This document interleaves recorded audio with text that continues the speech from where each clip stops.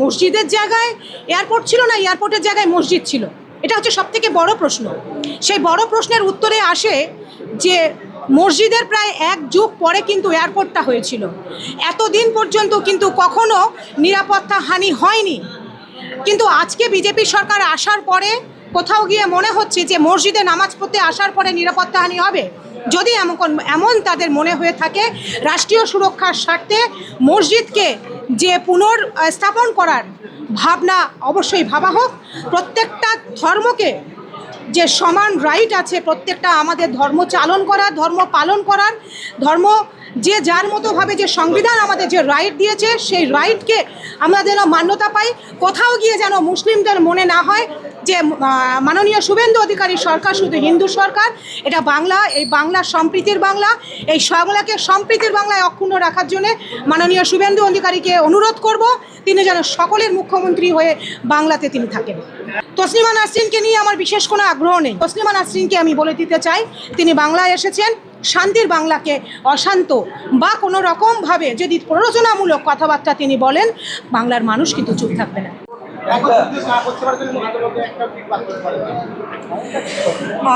দেখুন, প্রথম কথা হচ্ছে যে মিম পার্টি বাংলাতে এসেছে এবং যে প্রতিকূল পরিস্থিতির মধ্যে এসেছে সেটা হচ্ছে ডাঙায় বাঘ জলে কুমির, মানে একদিকে তৃণমূল এবং একদিকে বিজেপি। সেই তৃণমূল এবং বিজেপির চোখে চোখ রেখে 11টা বিধানসভাতে আমাদের প্রত্যেকটা ক্যান্ডিডেট আমরা লড়াই করেছি। যেমন আমি বসিরহাটের ক্যান্ডিডেট ছিলাম, আমাকে মাত্র 5 দিন দেওয়া হয়েছিল প্রচার করার জন্যে। তার উপরে নানা বিপত্তি, নানা বাধা, কখনো থানা, কখনো এসপি, কখনো ডিএসপি, কখনো এলাকার লোক, কখনো এলাকার মাতব্বর, প্রত্যেকের চোখে চোখ রাঙিয়ে আমরা যে লড়াই করতে পেরেছি এবং আমি মনে করেছি যে কয়টা মানুষ আমাদের সাথে ভোট দিয়েছে এই জায়গা থেকেই আমাদের শুরু হবে এবং বিন্দুতে আমরা সিন্ধুতে পরিণত করব। দ্বিতীয় কথা, একটি কথা আমি এই মিডিয়ার মাধ্যমে বলতে চাই যে অলওয়েজ মিডিয়া এবং বিগত তৃণমূল সরকার এবং বেশ কিছু দালাল যারা বলে থাকে যে মিম পার্টি হচ্ছে বিজেপির বি টিম, তাদেরকে আজকে আমি পরিষ্কার বলতে চাই যে আজকে 2026 সালে বাংলার যে রাজনৈতিক মানচিত্র, সেই মানচিত্র দেখে আপনাদের কি মনে হচ্ছে মিম পার্টি বিজেপির বি টিম, নাকি যে শাসক দল বিগত তৃণমূল কংগ্রেস যে দল মিম পার্টিকে বিজেপির বি টিম, কংগ্রেস বিজেপির বি টিম, সিপিএম বিজেপির বি টিম, আইএসএফ বিজেপির বি টিম বলে যে ভোট চেয়েছিল, আজকে তাদের সাংসদরা কোথায়? শাইনী ঘোষ আজকে কোথায়? আজকে রচনা বন্দ্যোপাধ্যায় কোথায়? এরা কাদের হয়ে মানুষের কাছে ভোট চেয়েছিল? আজকে ফিরহাদ হাকিম কোথায়? এরা কাদের হয়ে মানুষের কাছে ভোট চেয়েছিল? তাই আজকে ভীষণভাবে স্বচ্ছ এবং পরিষ্কার যে বিজেপির বি টিম হয়ে আজকে বাংলাকে বিজেপির হাতে কারা তুলে দিয়েছে, কারা বিশেষ করে সংখ্যালঘু মানুষের কাছে আই ওয়াশ করে আপনাদেরকে বোঝানো হয়েছে যে মিম বিজেপির বি টিম।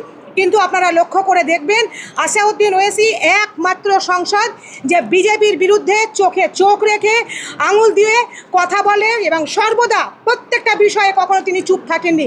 তিনি অন্যায়ের বিরুদ্ধে, কখনো সিএর বিরুদ্ধে, কখনো এনআরসির বিরুদ্ধে, কখনো 3 তালাকের বিরুদ্ধে মোদি অমিত শাহ চোখে চোখ রেখে কথা বলেছেন একমাত্র আসাউদ্দিন ওয়েসি। সেই দল আজকে আমরা একটা শক্তিকে শেষ করে আমরা আজকে বিজেপির চোখে চোখ রেখে অন্যায়ের সাথে এক বিন্দু আপোষ না করে আমরা লড়াই করব এবং আগামী দিনে আমাদের জেলা থেকে শুরু করে পঞ্চায়েত ভোট থেকে শুরু করে মিউনিসিপ্যালিটি ভোট থেকে শুরু করে আমরা যথেষ্ট শক্তির সঙ্গে পথে নামবো ইনশাআল্লাহ।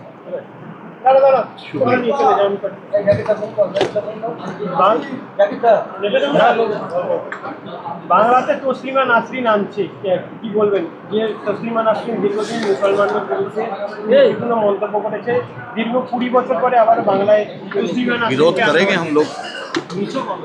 তসলিমা নাসরিনকে নিয়ে আমার বিশেষ কোনো আগ্রহ নেই। শুধু তসলিমা নাসরিন কেন, তসলিমা নাসরিনের মতো মুসলিম বিদ্বেষী বা কোনো হিন্দু বিদ্বেষী, কোনো বৌদ্ধ বিদ্বেষী, কোনো খ্রিস্টান বিদ্বেষী কাউকে নিয়ে যদি কোনো সরকার মাতামাতি করে তাহলে বুঝতে হবে তার অন্যরকম উদ্দেশ্য আছে। আজকে তসলিমা নাসরিনের জায়গায় যদি অন্য কেউ আসতো যে হিন্দুদেরকে চরমভাবে বিদ্বেষ করে, তাকে নিয়ে মাতামাতি করাটাকেও যেমন আমি মান্যতা দেব না, তেমনি তসলিমা নাসরিনের মতো একজন মানুষ তাকে নিয়ে মাতামাতি করাটাকেও আমি মান্যতা দেবো না বা তসলিমা নাসরিন সম্পর্কে সত্যি বলতে কোনো আগ্রহ নেই। এবং তসলিমা নাসরিনকে আমি বলে দিতে চাই তিনি বাংলায় এসেছেন শান্তির বাংলাকে অশান্ত বা কোনো রকমভাবে যদি প্ররোচনামূলক কথাবার্তা তিনি বলেন, বাংলার মানুষ কিন্তু চুপ থাকবে না। আরেকটা প্রশ্ন, 136 বছর পুরানো যে বাঁকড়া মসজিদ ছিল, সেই মসজিদের সামনে আজকে তিনি একমুখী মানুষকে প্রতিবাদ করার কথা বলেছিলেন। এই যে এত পুরানো মসজিদ, সেটাকে সরানোর কথা বলা হচ্ছে, এতদিন পরে তাদের মনে হচ্ছে যে এতে ক্ষতি হতে পারে, নিরাপত্তা সমস্যা হতে পারে। এই যে এতদিন পরে তাদের মনে হচ্ছে, কি বলবেন? দেখুন, প্রথম কথা হচ্ছে যে মসজিদের জায়গায় এয়ারপোর্ট ছিল না, এয়ারপোর্টের জায়গায় মসজিদ ছিল, এটা হচ্ছে সবথেকে বড় প্রশ্ন। সেই বড় প্রশ্নের উত্তরে আসে যে মসজিদের প্রায় 1 যুগ পরে কিন্তু এয়ারপোর্টটা হয়েছিল। এতদিন পর্যন্ত কিন্তু কখনো নিরাপত্তা হানি হয়নি, কিন্তু আজকে বিজেপি সরকার আসার পরে কোথাও গিয়ে মনে হচ্ছে যে মসজিদে নামাজ পড়তে আসার পরে নিরাপত্তা হানি হবে। যদি এমন তাদের মনে হয়ে থাকে, রাষ্ট্রীয় সুরক্ষার স্বার্থে মসজিদকে যে পুনর্স্থাপন করার ভাবনা অবশ্যই ভাবা হোক। প্রত্যেকটা ধর্মকে যে সমান রাইট আছে, প্রত্যেকটা আমাদের ধর্ম চালন করার, ধর্ম পালন করার, ধর্ম যে যার মতোভাবে যে সংবিধান আমাদের যে রাইট দিয়েছে, সেই রাইটকে আমরা যেন মান্যতা পাই। কোথাও গিয়ে যেন মুসলিমদের মনে না হয় যে মাননীয় শুভেন্দু অধিকারী সরকার শুধু হিন্দু সরকার। এটা বাংলা, এই বাংলা সম্প্রীতির বাংলা। এই বাংলাকে সম্প্রীতির বাংলায় অক্ষুণ্ণ রাখার জন্য মাননীয় শুভেন্দু অধিকারীকে অনুরোধ করব, তিনি যেন সকলের মুখ্যমন্ত্রী হয়ে বাংলাতে তিনি থাকেন। এক দেশ এক আইন আনছে সরকার, কি বলবেন? কি বলবেন? দেখুন, এক দেশ এক আইন যদি আপনি বলে থাকেন, তাহলে বলতে হবে হিন্দু, মুসলিম, দলিত, খ্রিস্টান সকলের ক্ষেত্রেই এক আইন আনা হোক। কিন্তু আমরা রিসেন্ট দেখতে পেয়েছি যে হুমায়ুন কবিরের একটা বক্তব্যের জন্য তাকে পুলিশ ডাকলেও বা একাধিক থানায় তার নামে এফআইআর হলো, দিলীপ ঘোষ যে সাম্প্রদায়িক উস্কানিমূলক বক্তব্য প্রতি মুহূর্তে দিচ্ছে, তার বিরুদ্ধে কিন্তু কোনো রকম অ্যাকশন নেওয়া হচ্ছে না। এ থেকে বুঝতে পারছি যে এক দেশ এবং এক আইন কতটা আগামী দিনে কার্যকারী হতে চলেছে। গুন্ডা দমন আইন আনলো, তারপরে দেখলাম তার কয়েকদিন আগে নায়িকাকে গ্রেফতার করা হলো। এই যে গুন্ডা দমন আইন বলানো হচ্ছিল যে কোথায় কি বাংলায় যে সমস্ত গুন্ডা ছিল তাদেরকে পানিশমেন্ট দিতে পারছিল না, তাদের জন্য গুন্ডা দমন আইন আনতে হলো। দেখুন, গুন্ডা দমন আইনের যে সেকশনগুলো বলা হয়েছে, তার গভীর ডিটেলসভাবে পড়লে দেখা যাবে যে এই গুন্ডা দমন আইনটা অ্যাকচুয়ালি বিরোধীদের মুখকে বন্ধ করে দেওয়ার একটা আইন।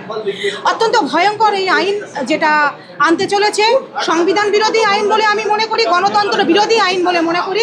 তার কারণ যে কোনো রাজ্যে বিরোধী যদি বিরোধিতা না করতে পারে, বিরোধীরা যদি সরকারের চোখে আঙুল দিয়ে ঠিক বা ভুলকে দেখিয়ে দিতে না পারে, তাহলে আগামী দিনে বাংলা রাজ্য রাজনীতি অনেক খারাপ পরিস্থিতির মধ্যে যাবে।